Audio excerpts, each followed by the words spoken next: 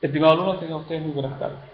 Como hemos visto en clases previas, es importante verificar el buen funcionamiento de una fuente de poder, ya que no tan solo convierte voltaje alterno en voltaje continuo, sino que también protege a tu equipo de una determinada alza de tensión.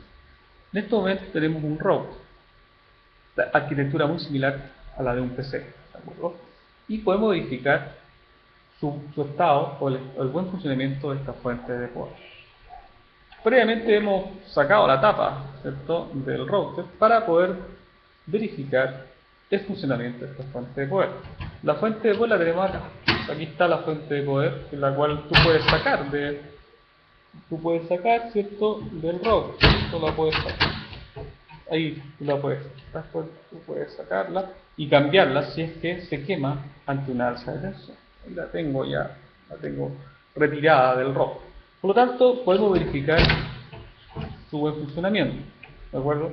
Podemos verificar que no esté sucia, que no esté con polvo previamente, una simple inspección visual.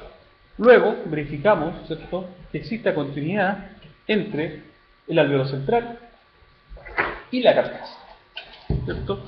Para ello, ¿cierto?, ponemos el selector para verificar continuidad, ¿ok? Ya.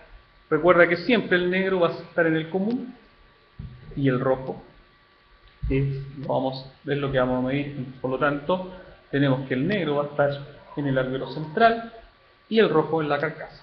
Verifiquemos su continuidad.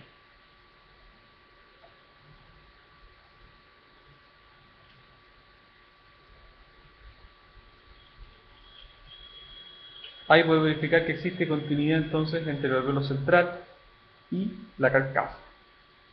Ok. Luego, verificamos que exista continuidad en el fusible interno que es esta fuente de poder, que ya es aquí por lo menos en esta fuente de poder se puede ver con bastante notoriedad. Okay. A ver si tú la puedes, te la estoy mostrando, a ver si tú la puedes ver, pero es la que está. Ese debería ser, ¿cierto?, el fusible que va a modificar y va a modificar que exista continuidad. En clases pasadas te comentaba la importancia de este fusible. Veamos su continuidad. Existe continuidad, por lo tanto, hemos verificado el buen estado de este fusible.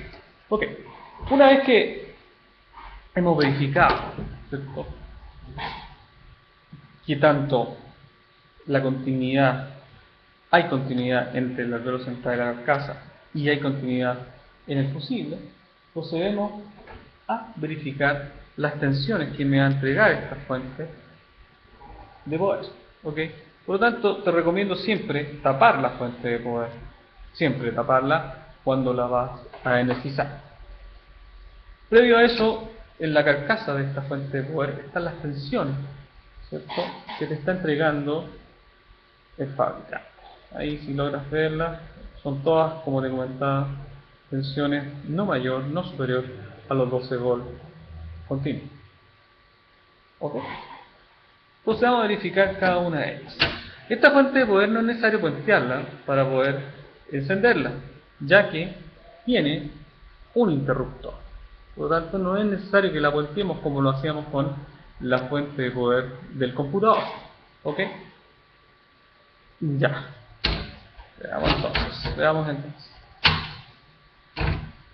Por lo tanto, tenemos un cable power, ¿cierto? Un cable power que es el mismo que ocupamos para conectar la fuente de poder del computador, ¿cierto? No está de más, y de hecho tienes que hacerlo, verificar que efectivamente te esté entregando o que le vaya a entregar a la fuente de poder los 220 volts efectivos. Por lo tanto, ponemos el selector, ¿cierto?, para medir voltaje alterno. Entonces aquí tenemos nuestro cable power, ¿cierto?, y verificamos cuál es la fase. Veamos cuál es la fase. Por lo tanto, esa no debería ser la fase, debería ser el neutro, ¿ya? Ese sí es la fase, ¿ya? Ya hemos terminado la fase, ¿cierto? Recuerda que entre fase y tierra, 220 volts efectivos. Entre fase y neutro, 220 o 223 volts efectivos.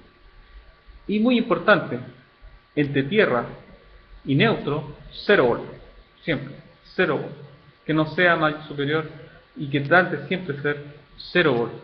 ¿De acuerdo? 0 volts. Ok, energicemos entonces la fuente de poder de este router. Con la fuente de poder cerrada, ¿cierto? Procedemos a encender. Por lo tanto, verifiquemos las tensiones continuas que te tiene que entregar esta fuente de poder del router. En la carcasa dice que las tensiones continuas que tiene que entregar van del orden de los 3,3 volts, 5 volts, 12 volts y menos 12 volts. Verifiquemos entonces, según los colores, cuál es cuál, ¿cierto? Para determinar ya el buen funcionamiento de esta fuente de poder. Les recuerdo que para medir un voltaje continuo tienes que poner el selector donde está determinado el voltaje continuo. Los voltajes, como te comentaba, no van a ser superiores a 20 volts, por lo tanto tú los dejas ahí en 20 volts. ¿Ya? Verifiquemos cuál es cuál. El negro siempre va a ser la tierra, por lo tanto ponemos ahí nuestro ahora si quieres poner la carcasa, ningún problema, va a funcionar igual.